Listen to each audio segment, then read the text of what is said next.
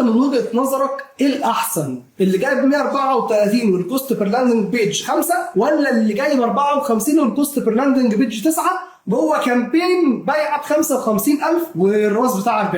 فطبيعي اللي تكون بايعه اكتر او الكريتيف اللي بايعه اكتر جوه البيج اللي مدخل كام لاندنج بيج 134. لما جينا نبص دلوقتي هنا اهو لقينا ان اللي جايب 59 لاندنج بيج فيو لوحده بايع بكام؟ ب 35,000 جنيه. اذا اثنين كرييتيف والاثنين كرييتيف تحت نفس الاكست نفس التارجت اودينس. الطبيعي ان الرواز 40 ده فعميل روازه 17 احنا كده اللهم بارك فوق قوي. بس لما ندخل جوه التفاصيل ما نقفش على كده. عندي كرييتيف مدخل 134 لاندنج بيج فيو والكوست بير لاندنج بيج 5 جنيه بايع ب 20,000. وكرييتيف تاني كل اللي دخله حاجه و50 لاندنج بيج فيو وبايع لوحده ب 35,000. اذا لو انا حطيت البادجت كله على الكرييتيف ده كان الكامبين دي بدل ما روازها 40 وبايع لك 55 كان روازها 80 وبايع لك 110,000.